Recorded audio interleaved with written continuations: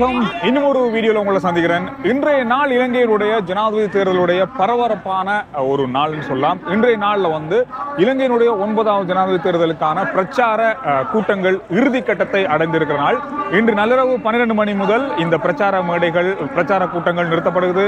எனவே அதுக்கிடையில இந்த முக்கியமான கொழும்பினுடைய மிக முக்கியமான பிரதேசங்கள்ல எல்லா முக்கியமான கட்சிகளுடைய பிரச்சார கூட்டங்கள் நடைபெற தயாராகி இருக்கு. இப்போ நான் இருக்கிற மருதான எல்பிசன் மைதான, அதாவது மண்டபத்துக்கு பக்கத்துல இந்த இடத்துல சஜித் பிரேமதாச அவருடைய எதிர்க்கட்சி தலைவர் சஜித் பிரேமதாஸ் அவருடைய கூட்டம் நடக்க போகுது. நுகைகுடையில அனுரகுமார திசாநாயக் அவருடைய கூட்டம், கிராண்ட் பாஸ் மைதானத்தில் நடக்க போகுது. ஜனாதிபதி ரணில் விக்ரமசிங்க அவருடைய கூட்டம், பிலியந்தலையில நாமல் ராஜபக்ச அவருடைய கூட்டம் நடக்க போகுது. எனவே இந்த இறுதிக்கட்ட பிரச்சார கூட்டங்களை இந்த வீடியோவில் நாங்கள் பார்க்க போறோம்.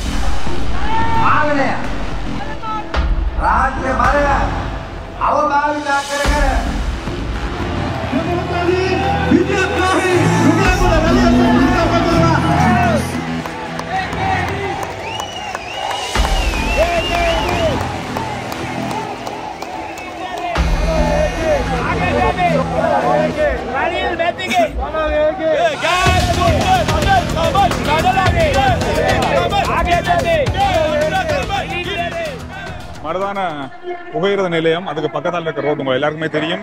இது பஞ்சிகவாத்தை, அந்த பக்கத்தால் போனா பஞ்சிகவாத்தை, இந்த பக்கம் மருதான பாலம். இது இந்த பாதை ஒத்தையடி பாதையா மாற்றிருக்காங்க, வன்வையா மாற்றிருக்காங்க. இந்த பிரதேசத்துல அதிகமான இறுதி பிரச்சார கூட்டங்கள் ஒவ்வொரு காலப்பகுதியிலையும் ஒவ்வொரு கட்சியினுடைய பிரச்சார கூட்டங்கள் நடக்கும். ஆனால் அதிகமாக நடந்திருக்கிற கூட்டம் ஐக்கிய தேசிய கட்சியினுடைய கூட்டம் அதிகமாக இந்த பிரதேசம் நடக்கும். காரணம்னா கொழும்பினுடைய பல இடங்கள் ஒரு காலத்தில் ஐக்கிய தேசிய கட்சியினுடைய மிக அதிகளவான வாக்குகளை பெற ஒரு பிரதேசமாக இந்த பிரதேசம் இருந்திருக்கு.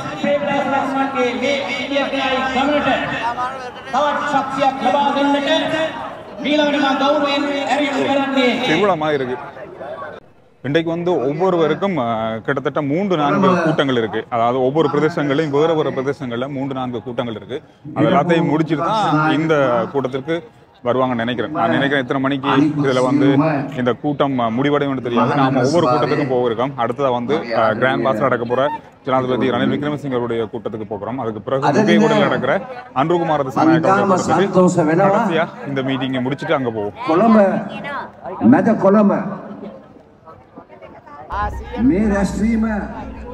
மருதான எல்பிசன் அந்த மண்டபத்துக்கு பக்கத்தில் நடக்கிற இந்த கூட்டத்தில் சஜித் பிரேமதாஸ் அவர்கள் இன்னும் சற்று நேரத்தில் கலந்து கொள்வார்னு சொல்லப்பட்டிருக்கு. அதிகளவான மக்கள் வந்திருக்காங்க. இந்த பக்கம் போகிறதே கஷ்டமாக இருக்குன்னு நினைக்கிறேன். அந்தளவு வாகன நெரிசல் இருக்க போகுது. நான் ஒரு ஆட்டோவில் இப்போ கிராண்ட் பாஸ், நான் சாதாரணமாகவே இந்த கிராண்ட் பாஸ் பகுதி அப்படின்றது பெரிய அளவாக வாகன நெரிசல் உள்ள பகுதி. இன்றைக்கு இந்த பாதை முழுசாக மூடப்பட்டிருக்கு. அங்கால பக்கம் இருக்க பாதைகள் மூடப்பட்டிருக்கு. இந்த பக்கம் போகிற வாகனங்கள் மட்டுப்படுத்தப்பட்டிருக்கு. நகரக்கூடையில் அவர் நடந்தே போயிடலாம் போல. கதவோட பார்த்தா கிராண்ட் பாஸுக்கு நடந்து போனாலும் நல்லம்பலாம் இருக்கு.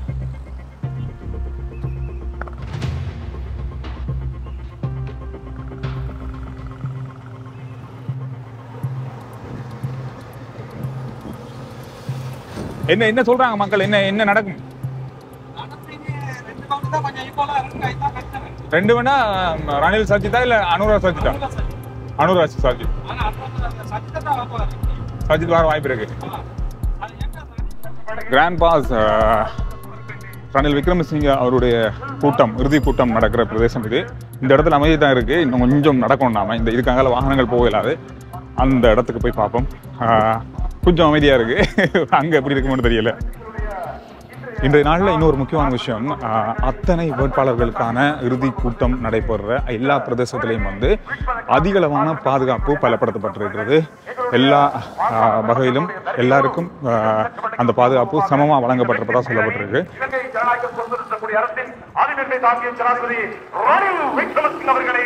இப்போதைக்கும் தன்னுடைய உள்ளத்தில் அவர்கள் ஜனாதிபதியாக தெரிவு செய்து விட்டார்கள் என்ற வெற்றிக்கூடிய செய்தி எங்களை வெற்றிய வண்ணம் இருக்கிறது. ஆம் அன்புக்குரிய வாக்காளர்களே, எமது நாடு நெருக்கடி எட்டுகிறது. ஓர் சந்தர்ப்பத்திலே எமது நாட்டினுடைய தலைமைத்துவத்தை ஏற்க இன்னொரு தலைவர்களும் இன்று நாங்கள் தலைவர்கள்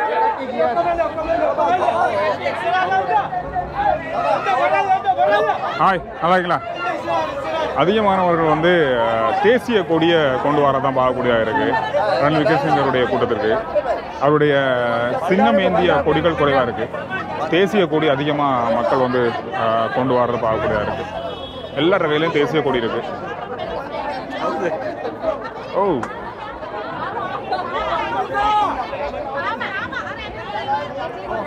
அந்த பக்கம் கொஞ்சம் மக்கள் குறைவாக இருந்துச்சு. இந்த பக்கம் தான் இப்போதான் மக்கள் வந்துட்டு இருக்காங்க. வாகன நெரிசல் மிகப்பெரிய அளவில் இருக்கு. பெரிய அளவான வாகன நெரிசல் இருக்கு.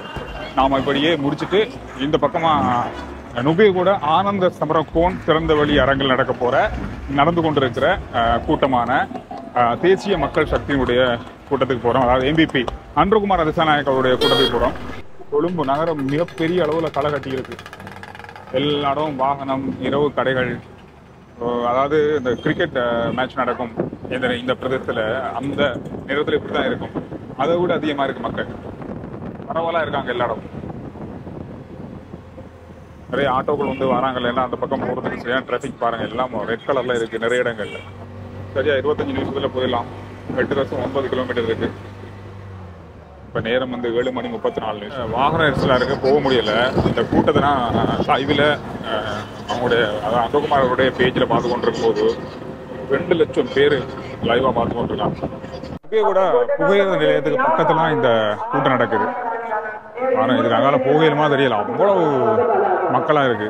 எல்லா கூட்டங்களும் நம்ம சொன்ன மாதிரி எல்லா கூட்டங்களுக்கும் அதிகளவான பாதுகாப்பு பலப்படுத்தப்பட்டிருக்கு. எல்லா கூட்டங்களுக்கும் மேடை தெரியுதே இல்லை. மேடை தெரியாமலே எவ்வளவு கூட்டம் இருக்கு பாருங்க. எந்த அளவுக்கு போகலாம் அந்த அளவு வரைக்கும்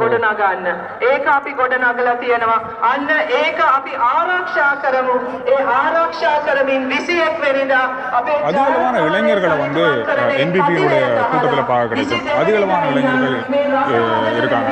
இந்த முறை அதிகளவான வாக்குகள் இளைஞருடைய வாக்குகள் அவருக்கு கிடைக்கும் எதிர்பார்க்கப்படுது. காரணம்னா இந்த முறை 10 லட்சம் வாக்காளர்கள் புதிதாக இந்த முறை இணைஞ்சிருக்காங்க. இந்த வாக்களிப்புக்காக 2024ஆம் ஆண்டு இந்த ஜனாதிபதி தேர்தலுக்காக. அந்த அடிப்படையில் இந்த இளைஞர்களுடைய வாக்குகள் அதிகமாக அவருக்கு கிடைக்கும் எதிர்பார்க்கப்படுது. அவருடைய கூட்டங்களில் அதிகமாக இளைஞர்களை பார்க்க கிடைக்கும். இந்த பக்கம் போக இயலாது, அந்த பக்கம் போக இயலாது. கூட்டம் நடக்கிறதே தெரியல. ஆனால் அந்த ஸ்பீக்கர்ல கேட்குற சத்தத்தை வச்சு தான் மக்கள் அந்த கேட்குற விஷயத்தை பார்க்க இருக்கு. நேரடியா கூட்டத்தை பார்க்க முடியல. நமக்கு எந்த பக்கத்தால் போறோன்னே தெரியல எனக்கு. சரி பார்ப்போம். முன் பக்கத்தால போகவே இல்லை, எந்த பக்கத்தாலையும் போக இயலாது. போகிறதுக்கான இடமே இல்லை, நடந்து கூட போக இயலாது. அந்த அளவுக்கு மக்கள் வந்து இருக்காங்க. இந்த பக்கத்தால் போய் பார்ப்போம். இந்த பக்கம் பின்பக்கம் நினைக்கிறேன். ஒரு மாதிரி உள்ள வந்தாச்சு. மீடியான்னு சொன்ன விடுறாங்க. இந்த பக்கம் பாருங்க.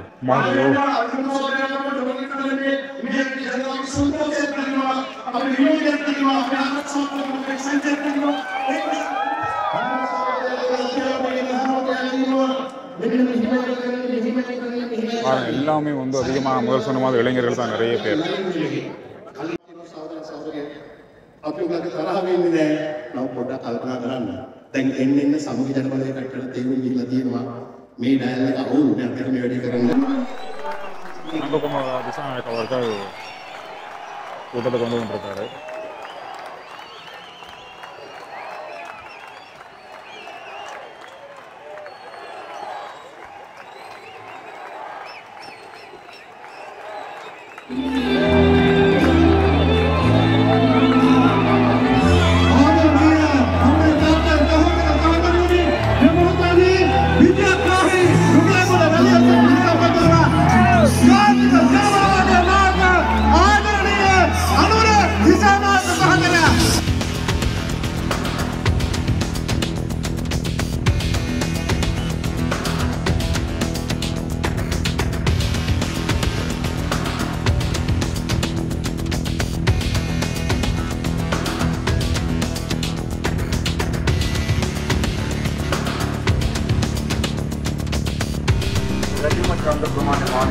நேரம் இப்போ 8:25 இருக்கு.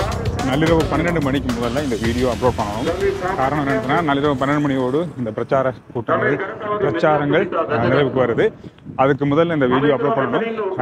எல்லா மீட்டிங்கையும் போயிட்டு எல்லா தலைவர்களும் பேசுகிற முக்கியமான பிரதான தலைவர்கள் பேசுகிற, அதாவது ஒவ்வொரு வேட்பாளர்கள் பேசுகிற அந்த உரை வரைக்கும் இருக்கணும்னு நினைச்சேன். ஆனால் நேரம் காணாது. கடைசியாக நுகைகொடையில் நடந்து கொண்டிருக்கிற அன்றகுமார் திசாநாயக் அவருடைய கூட்டத்தோட நான் வந்து இந்த வீடியோ முடிக்கிறேன். எனவே 21ஆம் தேதி நடக்க போற இந்த தேர்தலானது இலங்கையினுடைய மிக மிக முக்கியத்துவம் வாய்ந்த ஒரு தேர்தலாக இருக்க போகுது. காரணம், இலங்கையினுடைய பொருளாதார சிக்கலாக இருக்கட்டும், அடுத்து வரப்போற புதிய ஆட்சியா இருக்கட்டும், புதிய மாற்றத்தை விரும்புகிற மக்களா இருக்கட்டும், இப்படி நிறைய விஷயங்கள் இந்த ஆட்சியில கலைக்குது, எதிர்பார்க்கப்படுது. எனவே ஆர்ஜி சந்து reports YouTube channel, Facebook page ரெண்டையும் ஃபாலோ பண்ணுங்க. அடுத்த வீடியோவில் சந்திக்கிறேன். நன்றி.